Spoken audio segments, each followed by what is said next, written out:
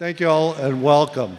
My name is John Knox, and I've gotten the honor of chairing today's lunch. Over the last 18 years, I've invested heavily in search, and I think we will see today that those investments have paid off very well. The gifts I gave early on to search helped me realize what we were supposed to do with the gifts that we have been given. It let me realize who owns it all. It helped me develop a new excitement about money and what we can do to make a difference in the world. I learned early on that there are a lot of great causes, but also learned that you don't bet on great causes, you bet on great leaders. My bet on Talcostas was one of the investments that has just paid off wonderfully. You can travel around the country today and look and see what's happened with homelessness. In Houston, we have about 8 per 10,000. Austin is 18. San Francisco is 91. Those numbers may vary a little bit from the books that are in you because they vary day to day. But those numbers show what a wonderful job that we have done here. It shows that my and other nonprofits willing to rethink and to focus on housing first. By partnering with others, that gave us on the funding side a much greater bang for our buck in what we've done here in Houston. Because of strong leaders, our city did what others have yet to do. We succeeded because of strong leadership. However, I think it was from our beginnings as a faith-based organization that we knew and have always known that transformation came from a power greater than us. That led us to where we are today, and it will lead us to where we go in the future. Because we perform better than most American cities does not mean we should rest. It means we should continue to invest in strong leadership, be willing to move faster and do more, because there will always be those in our society that need our help. Search was not alone, and it takes a village. Rudy Rasmus is a trailblazer in helping many of our citizens who've been left out or pushed out. He had an incredible success creating Temenos, which is a permanent housing solution for people who have been homeless. Rudy is a pastor with St. John's United Methodist Church, and he's going to do our invocation today. Please welcome the incredible Rudy Rasmus.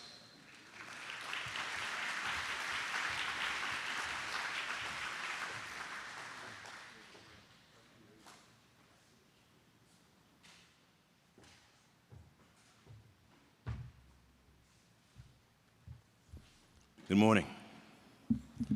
Let us pray.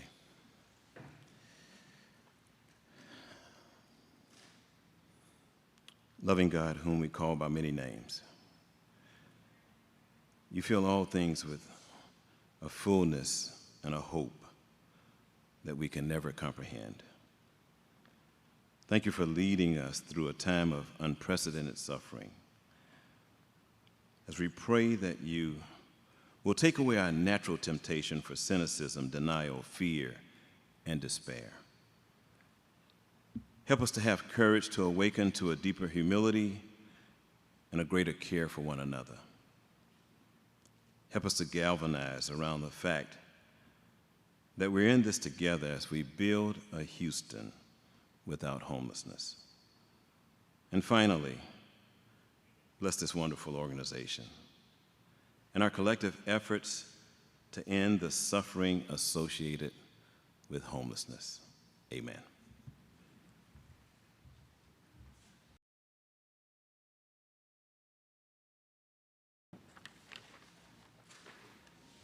The following three speakers after me make me feel so proud to be an American. I'd like to first thank Forum 10.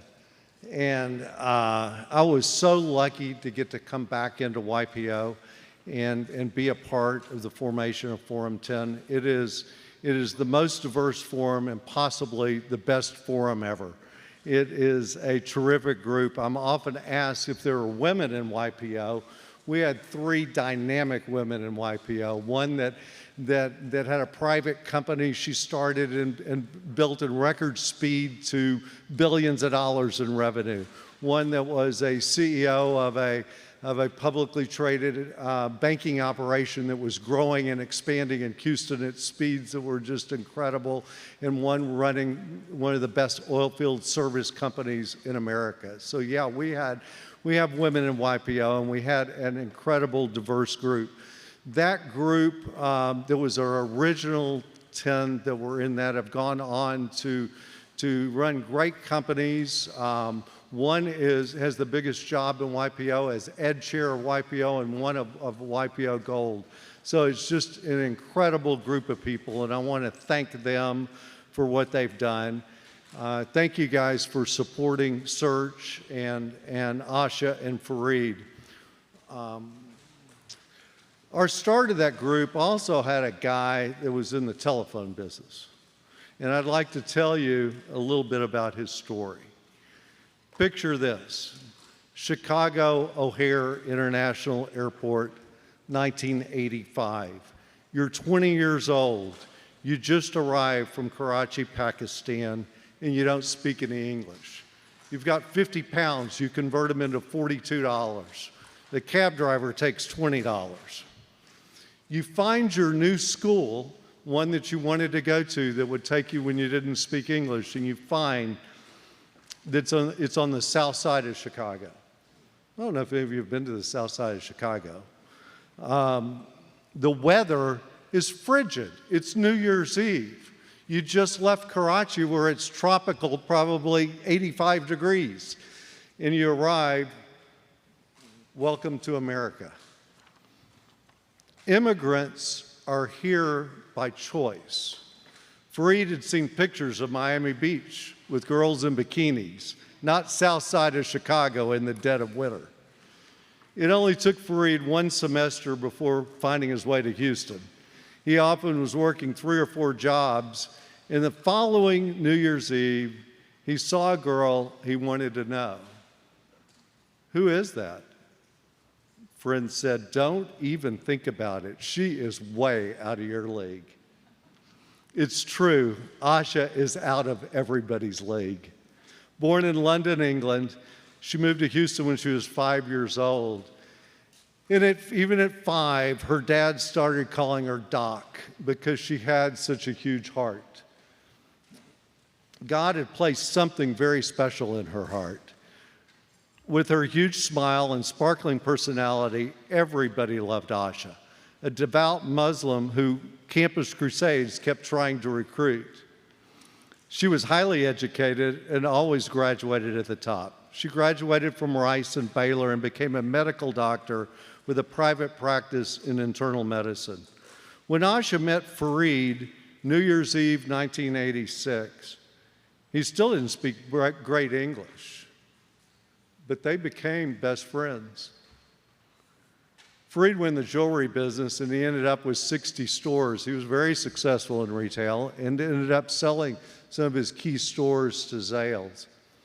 I bet a big part of his drive was to win over Asha's heart and he certainly did. They were married in 1995 and have 3 wonderful children. When I met Fareed in Forum 10, he owned phone stores. I liked going to his stores because his employees loved working for him. He treated all his partners amazingly loyal, really amazingly loyal. Before I knew it, he went from dozens of stores to 100. I blinked and he had 700. Today, Fareed has 2,000 stores and 10,000 employees. His success is simply remarkable. When asked recently how he found this business, he said, "Or did it find me?" I think that is such a powerful answer. Why have we been given this success, and what are we supposed to do with it? Fareed and Asha really know what to do with it, and they are making the world a better place. In addition to the Ferris Foundation and many other charitable organizations, Fareed has been on the search board for 7 years. His leadership is a big reason Houston is leading the drive to end homelessness.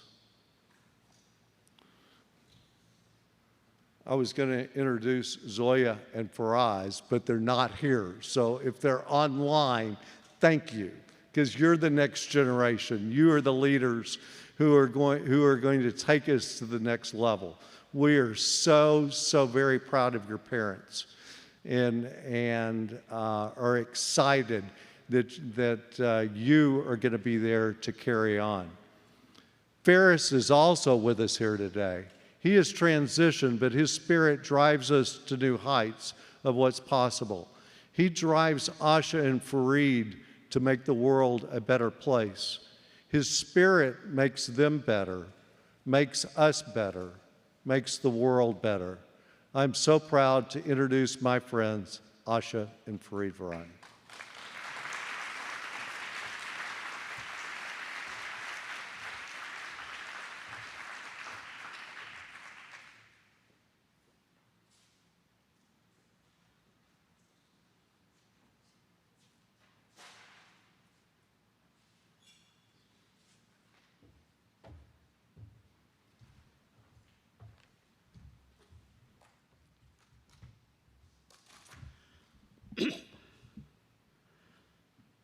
Thank you, John.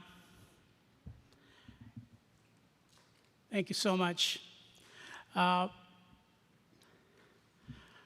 When Tao asked me a few months back to be part of this event, I put a condition. I said, I'll do it, but we got to get John to chair the event.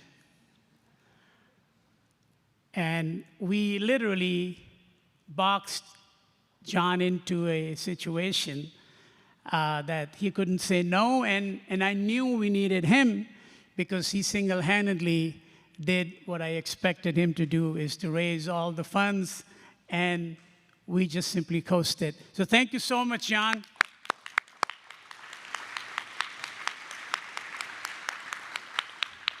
Thank you for being a great philanthropist, believing in the city and the people, and most importantly, being my friend. Thank you. Also want to thank the Leadership Council. Thank you so much for writing big checks and helping us make a big leap towards our goal. Thank you. And my fellow board members, lately, most of our meetings have been on Zoom, but I'm truly honored and happy to be part of the team that I believe I've played a very, very, very small part of it, but that team, I believe, has made a big difference in the lives of a lot of our fellow citizens. So thank you for that. And last but not least, the management team, Tao and her team. I don't know where they are, but kudos to you. And thanks for doing an amazing work, God's work, helping the most deserving people in our city, people who need the help, people who need the hand. Basically, a hand up is what most of them need. And thank you for doing this. and doing it for a very, very long time. So when Tao asked me to be part of this event, so basically I figured she wanted Asha to be part of it, and to be polite, she was asking me. And you guys will know when she speaks, you'll know why I say that, but those of you who know her, you'll know the reason why Tao invited me. So Tao, I know you're a player, and I get it. But, obviously I asked Tao, why me? What is that about us that will resonate with the community? And she asked me, why do you support Search? And frankly, I had to take a pause because I joined Search because John made me. He literally took me to this beautiful place. It's called House of Tiny Treasures. And you go there and you see dozens of these beautiful little angels, little children that are there learning and spending time and just your heart. I remember just crying in my heart and seeing so many beautiful little children. How could I say no? So I said, okay, well, this is my payback. You got to come back and help me do what we need to do. Besides that, it got me thinking. It got me thinking about my journey, how life over the years has been kind to me and has given me challenges. And I just thought about what does Search do that resonates with people, with me personally. And the one word that came to my mind was transformation. I think Search helped transform people, the most vulnerable people among us, by doing all their activities they do to help the most needy.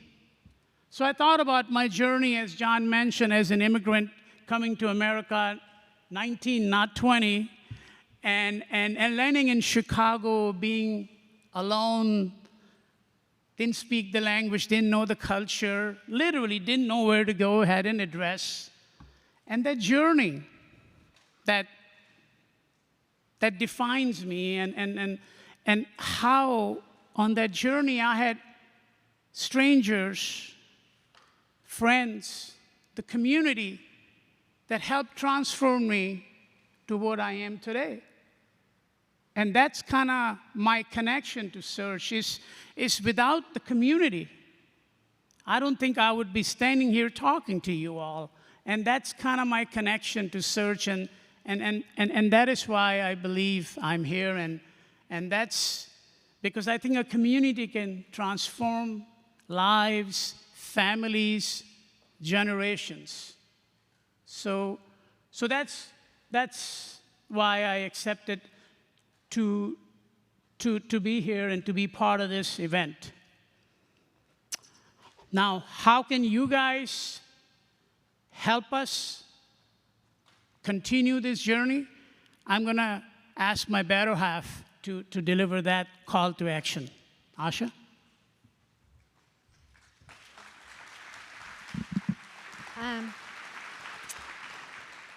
Let me begin with a quote from a 13th century Persian poet. His luminous words have really shaped our family's worldview. And Rumi says, "You and I must live as if you and I have never heard of a you and an I." Thank you all again for coming out today. How delightful it is to be together in community, in fellowship, and most importantly, in service. Fareed and I believe that the true honor today belongs to the Search team under the leadership of Tao, the entire Search team. They serve at the front lines, the most vulnerable in our society, some that have sadly become invisible to many. So on behalf of all of us, a very deep and reverent bow of honor to the search team for the nobility of your work. Your work is hard. Your work is daunting. Your work is essential. And your work is holy.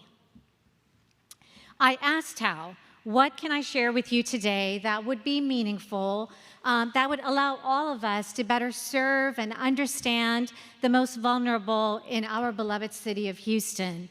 Tao didn't hesitate 1 minute. She said to me, when you encounter someone who is homeless, don't turn away. Look them in the eye. Acknowledge their existence. Acknowledge their pain. Resist the urge to judge. Let me say that again. Resist the urge to judge. And for that one moment, think of them as someone's child, mother, father, grandpa, auntie, uncle. When she said this to me, it truly gave me a very different and enlightened lens in encountering our fellow humans. I've been reflecting a lot on her words. It is essentially, and here's your call to action, it's essentially a radical call for love. We are not asked to fix or save anyone. We cannot save anyone. We can only love them. We are asked only to bear witness to someone's great suffering. When you are present, when you give that kind of attention, when you keep the gaze and you don't turn away, you acknowledge the divine spirit inherent in all of us, the divinity in all of us. And I think when you recognize that, you ennoble and you enlarge the human spirit. We then remember something we have forgotten, that we belong to each other, and that we, by His grace, we are exquisitely and inextricably intertwined. Our private struggle, and I know Fareed and I have had our share of our struggle and our inner world. It's complex, it's deeply tender, it's vast, it's unknowable, just like yours. But we have been lucky. We've had a safety net. We've had people to carry us through our pain, through our trauma, through our grief.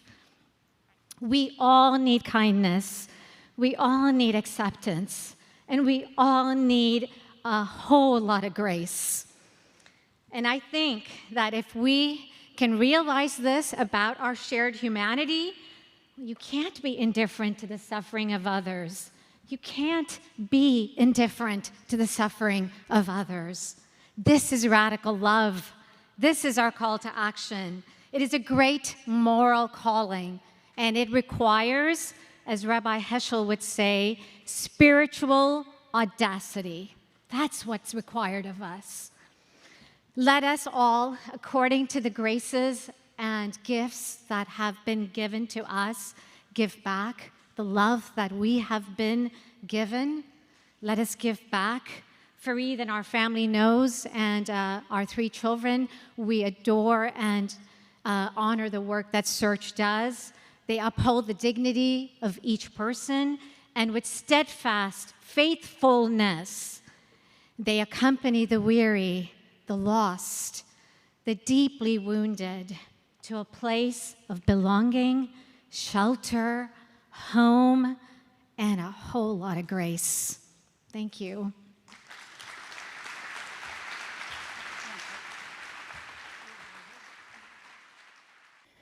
Thank you so much, Asha and Fareed, John, and the Leadership Circle, and to all of you for being part of this incredible journey. Your enlightened spirit, your trust in us, and your commitment to a better society means so much to our work. My name is Tao Costas, and I'm the CEO of Search Homeless Services.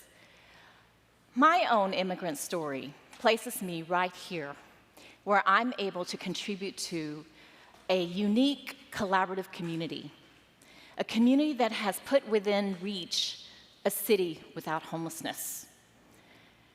Coming to America when I was 6 years old, our family of 5, we eked by on mostly a single income wages. My mom was a manicurist and waited for 3 years before my dad could escape from Vietnam. When he got here, he found whatever job he could, starting as a gas station attendant and finally settling in as a file clerk at the Social Security office. So their dual incomes really only overlapped for about 3 years when my mom died from cancer. So food stamps and housing vouchers really were our mainstay. It allowed us to have food and to not be homeless. But as our honorees talked about, the people really were what transformed our lives. Our sponsor family that embraced us to help us transition into America, my second grade substitute teacher that took me to the Sears downtown to buy me a Brownie uniform so that I could fit in, or the church volunteers that filled our little apartment with the most amazing Christmas gifts. I still remember the Barbie doll that my cousin made clothes for, or the strap-on metal roller skates that never rolled very well but were so much fun. You know, these people, some of them we got to know, but most were anonymous. They all, though, inspired me to be in this work of helping people. When I finished grad school in 1992 was when homelessness had already started becoming a modern-day problem that was affecting people you never would have imagined. So kind of like with Fareed, you know, did it find me or did I find it? I don't know, but for the last 29 years, I have been on my own incredible journey that brings me in front of and connected to some amazing people who are in this room today and who are watching us from afar. And hopefully those of you who are hearing about us for the first time will stay with us on this journey, this exciting journey of learning, of building up lives, and building up our community to be greater for all. You see, homelessness is complex. The primary trigger is about economics, the inability for people to pay the rent. It's that simple. But the complexity comes in the fact that it affects mostly people of color, people who have been boxed into tough neighborhoods, into deep intergenerational poverty. You know, the factors of nurture versus nature get jumbled up quickly. When you think about the mom who's malnourished, the dad that's grown up surrounded by violence, healthcare comes in the form of an ER.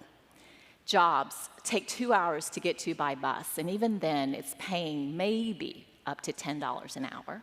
So it takes 2 or 3 times that in order to make the rent. But homelessness doesn't affect just people who are poor. It can happen when you least expect it, to the person who's lost his job, the job that was part of his identity, his sense of self-worth. Or when you lose someone you love to death, to divorce, or some traumatic event has brought on some inexplicable sense of anxiety, depression, and you can't seem to muster up the will to go to work and be productive. Life starts to unravel and you lose everything. But as complicated as life and homelessness can be, it is solvable. Since 2011, Houston has shown that with our reduction in over 50% of the number of people who are on the streets or in a shelter on any given day, while cities across the nation are struggling with a growing number of especially visible homeless people, Houston is a model for the nation. So how did we get here? Through the power of us, through collaboration. In my first 20 years of this work, I got to know many of them, approximately 100 or more agencies that are in this field.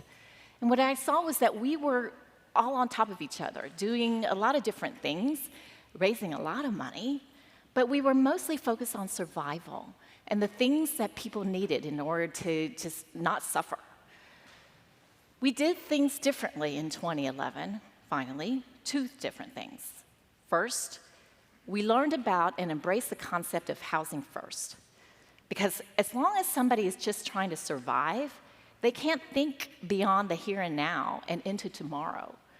But when they can have their own homes and they can start building up their health, they can have the opportunity to decompress, to feel safer, and be able to focus on the tomorrow. The second thing is that we finally came together, not just the agencies, but the funders, the local government, the public and private entities worked together to create a system, a process that prioritizes the people who are the most vulnerable first and continue to build from there. So we've also shown that through this, it is 5.5 times more cost-effective to have somebody in their own homes where we're subsidizing their rent, but they're contributing to it. We have ongoing health care and an individual or team that continues to work with them year after year. It's not a one-time shot. It's not this haphazard reaction to people as they come in and out of our shelters, our jail systems, our hospitals. We have shown and demonstrated results. We've effectively ended veteran homelessness. When we find a veteran out there, we can put them into a home quickly. We've been able to place more than 21,000 people in their own apartments since 2011. This took the entire village, and we are better prepared now for the big moment. And we are in that big moment. We've got the pandemic, we've got the economy struggles that are toughest on our poorest neighbors. So we have our leaders who are getting behind us, investing fuel in this energy. Please take a look at this video that was recorded at Central Houston's annual meeting just 6 months ago, when the topic was about homelessness. Central Houston is one of our greatest private sector partners. Take a look. An area that has been a challenge, and we're taking this opportunity to address it in an innovative way, is homelessness. I'm so proud to have worked with Mayor Turner, with Commissioners Court, and the members of City Council to make a $60 million investment in homelessness. And it's not just the investment, it's the shift in paradigm. We're not just adding another stop on the path from the streets to the jail, perhaps to an institution that supports mental health treatment, and then back to the streets. We're working on following folks and supporting them to permanent housing, to the long-term treatment that they need, with investments in processes and systems, and also in a new Harris County facility that supports mental health treatment for the long haul. And so it's an issue that's been with us since before COVID, but can be exacerbated by this crisis, and we want to make sure and tackle it.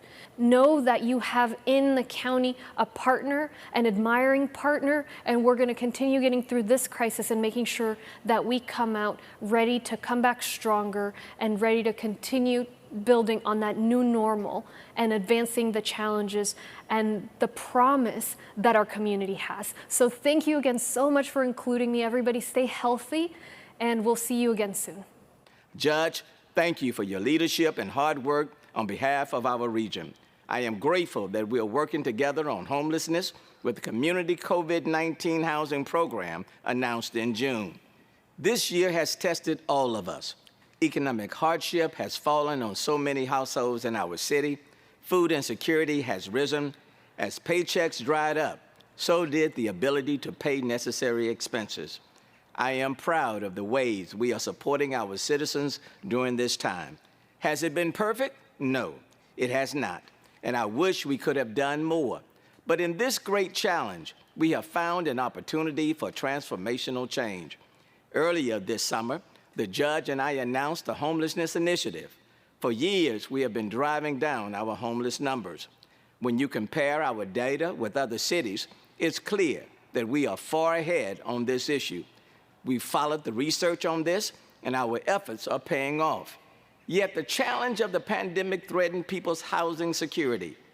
That's why the city, together with many, many partners, are implementing changes that truly will make a difference. Homelessness is a complex issue. We are addressing it head on, guided by research and compassion and cooperation and ingenuity. Because this is Houston, and we solve problems here. So what is Search's role in all of this? What exactly does Search do? I often get asked that. Because we don't have a building necessarily where people are coming to, but it's about our people who are going out, casting the lifeline, connecting with people, finding them wherever they are, and engaging them, building a trusting relationship, and going back again and again and again. Because our team are out there to prepare them for housing, to physically move them from the street into their own homes. From there, our largest team step up.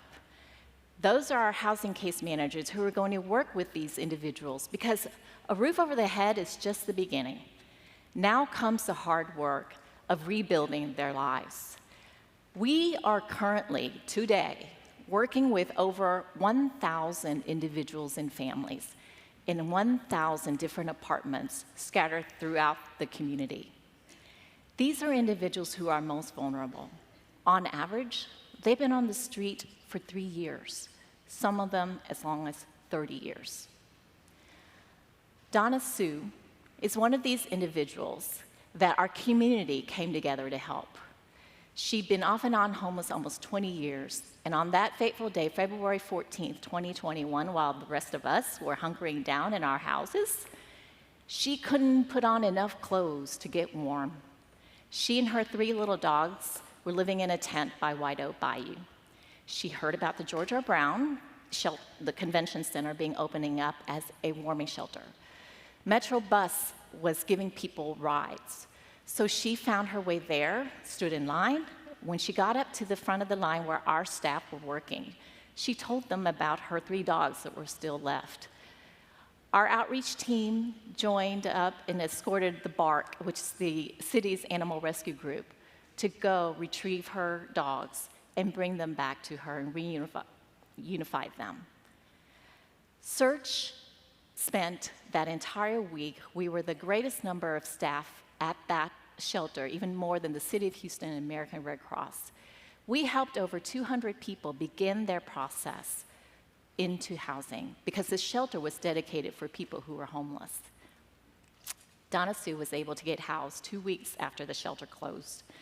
Our partner agency, Harmony House, stepped up to help her in that last transition and continues to work with her.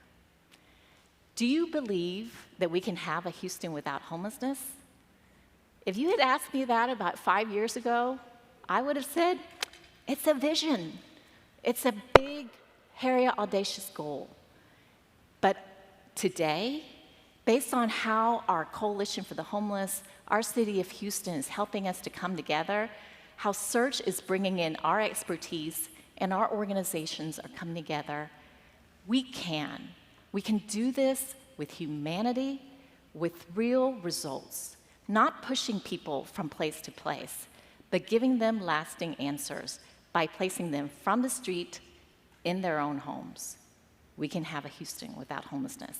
And it is within years, not a dream, an audacious goal, but reachable. To make sure that we don't have homelessness in the long run, we've got to take care of the children. We've got to stop it from happening in the first place. And that's where Search's House of Tiny Treasures comes in. Children who grow up in deep poverty face chronic stress. And the chronic stress from a childhood really can affect their lifelong health, behaviorally, physically. Picture that baby that's crying because he's hungry. Mom doesn't have enough money to buy formula, diapers, and she is stressed and depressed herself because she can't seem to make the noise and the chaos go away. Baby cries harder, louder. His body goes into overdrive. At this time, when his little brain is supposed to be developing and neurons are supposed to be snapping and growing, instead it's stunted. This child needs more And that's what the Search's House of Tiny Treasures is dedicated to doing. Our quality preschool is a place where they can come to every day, get fed, have the therapy that helps address some of these traumas, teach them how to cope even at this young age, and develop their curiosity and satisfy it. We are here for their minds, their bodies, and their futures.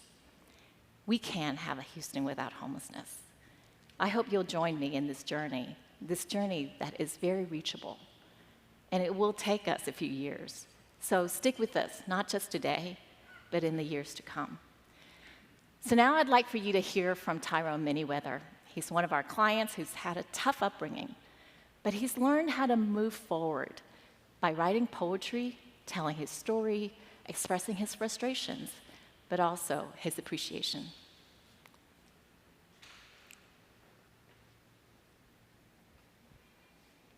My name's Tyrone.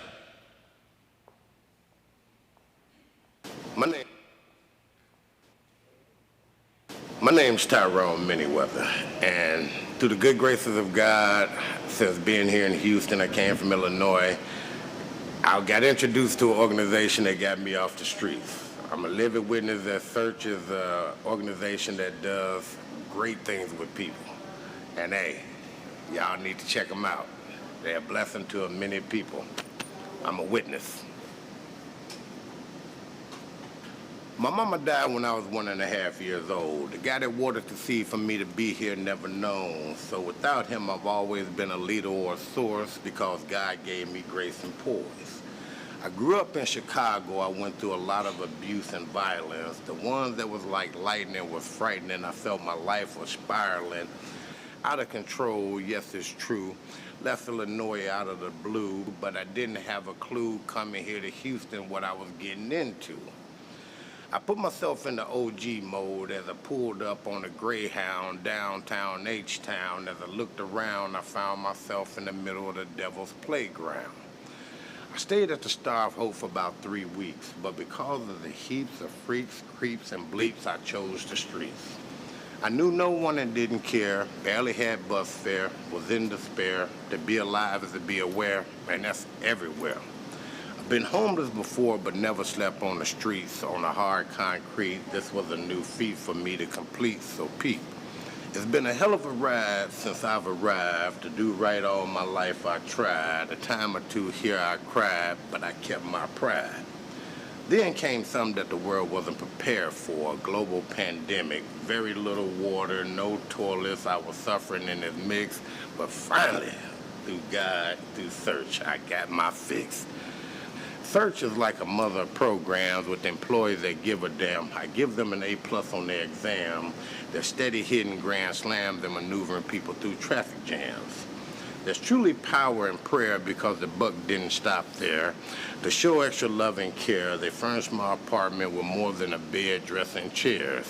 I thank God for his peeps, Mr. Bird and Miss Monique. Their compassionate hearts are the techniques that make Search so sweet.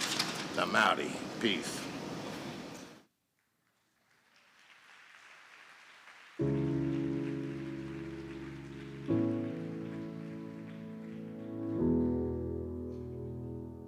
Having a home is one of the basic human rights of being alive, and to be part of an organization that helps people really at their lowest get back on their feet and get moving again is just gratifying to me. I saw the sun begin to dim and felt that winter wind blow cold. As a child, I spent some time in a homeless shelter going through the Star of Hope, and I've always wanted to give back in any way that I could. So, life becoming full circle, being in a position where I can give back, that's what led me to Search. 'Cause from that rubble, what remains can only be what's true.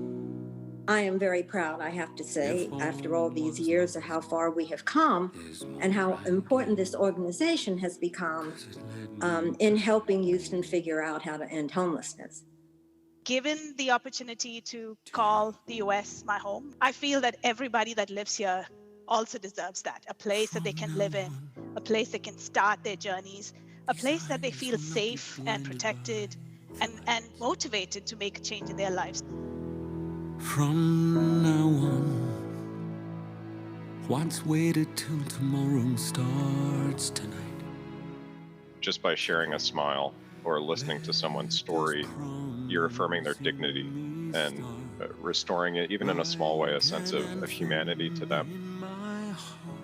The safety net that I was provided through the House of Tiny Treasures allowed me to be able to go to school without worrying about how I'm going to find childcare or a safe place for her. And that was already set in place through search.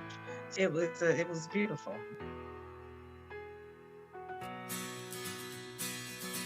Even though our life itself was unstable, they were in a very stable place. And I mean, House of Tiny Treasures provided us with everything we needed. We've got diapers, shampoo, clothes, toys. I'll be honest, that was probably the closest thing I've had to family anytime in my life.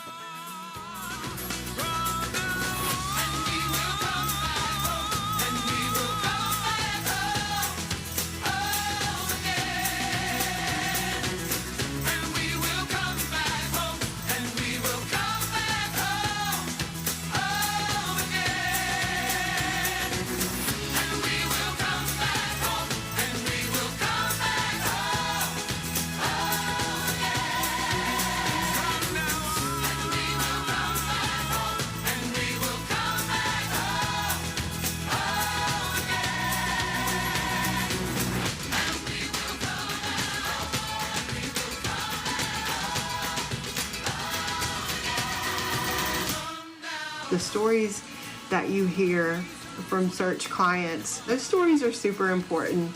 Those whys, those root causes, that the things that keep people in poverty, the things that keep people in addiction and bad relationships, constantly in survival mode, work together as a united front to provide solutions. Every success requires teamwork and community involvement. I didn't get to where I'm at, in my dream job, in Florida, through my own will and effort. This is how I say thank you, and thank you for supporting Search Services.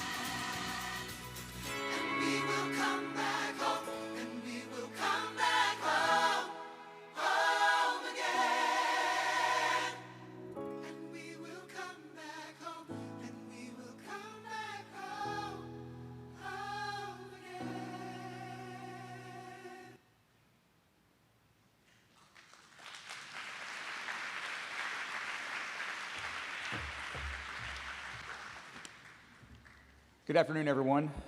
Good news is I'm the last person you're going to hear from before we get this over with. So hang in there. My name is Chris Hanslick. And over the past 3 years, I've had the privilege and honor to serve as the chairman of the board of Search. During that time, I've had a first row seat at witnessing the volunteers and the service social workers that serve our homeless community and seeing the momentum that has been built by their efforts. You heard about the commitment by our city and county, and thanks to the county judge and the commissioners, the mayor and city council, we have had emergency COVID funds contributed into this part of our world and has allowed our partner, the Coalition for the Homeless, to raise additional funds, and they have increased the rate of housing where we normally house 2,000 people on average per year. They have doubled that by doing that amount of housing in 6 months. So we are at a pivotal moment here in Houston. And while people will still experience homelessness, some for the first time because of the pandemic and or the result of our economy, Search and their partners are poised better than ever to use the skills that they've learned and the practical research they follow to provide lasting solutions to a problem that many can't solve. So I want to invite you to be a part of this journey. Exhibit some of that radical love that Asha talked about, and help us help the most disenfranchised men, women, and children in our community to get them on a path to a better life where we can all benefit. I want to thank those of you that bought tables today or individual tickets, or even those of you that took time out of your busy day just to come hear the message Search has to deliver, because we are making a difference. I want to give a special thanks to our chair, John Knox. You did an amazing job leading this event. Thank you, John. Congratulations, Fareed and Asha. You can't think of two people more deserving of being honored. Those of you in the leadership circle that said yes to stepping up and leading the fundraising for today. And most importantly, I want to thank the staff and volunteers of Search for doing God's work. Now, I want to ask that all of you stay with Search based on what you heard today. Stick with us and help us realize that Houston can be a city without homelessness. That goal is within reach if we stick together. And we'd ask that you consider doing that by being a monthly or multi-year contributor to our efforts. I have some exciting news to share. I mean, I don't know about you, I'm a sports guy. And here in Houston these days, it's kind of tough to get behind some of our teams. I haven't given up on them. I'm not suggesting you give up on them. But if you want to be part of a winning team, then I highly suggest you consider joining the Search team. You've seen the numbers. I tell people all the time, if you're a business person and you want return on investment, you saw the numbers of what it costs if they're on the street versus if we house them. It's an easy game. We get a return on your investment. But if your game is in the heartstrings, then as Fareed said, go to the House of Tiny Treasures. You won't leave without wanting to support Search. So, today we have raised over $900,000. Thanks again, John, for all that. But we can do more. We can do more if we pull together. And our goal is to reach $1 million for this luncheon today. Earlier this morning, one of my fellow board members, Monica Fulton, pledged a 5-year commitment of $50,000. And she didn't stop there. Where's Monica? She challenged a friend to match her, and that friend did. So I would ask that you consider following Monica's leadership in that multi-year commitment. And we have at least 3 ways you can do that. There are cards on your table. There is the QR codes that will give you online through your phone. You can text to give. And if you're virtual, there are links on the virtual feed to get you to where you can donate. I'd also invite you, the video was informative, but those QR codes will also lead you to information on our website where you can learn about the programs that Search offers. You've heard about the House of Tiny Treasures. They would be more than welcome to give you a tour there. There's also the data, more data about how Houston is leading the country in reducing homelessness, something we should all be proud of. And there are more videos like you just saw where you can actually see real Search clients and their journey from the streets into housing and the meaningful difference that has made in their lives. So my challenge to each of you, find a way to stay connected to Search. Find a way to experience the amazing work that our staff does in our community, serving a greater purpose, because we can all benefit from that. Thank you. Thank you for your time and attention.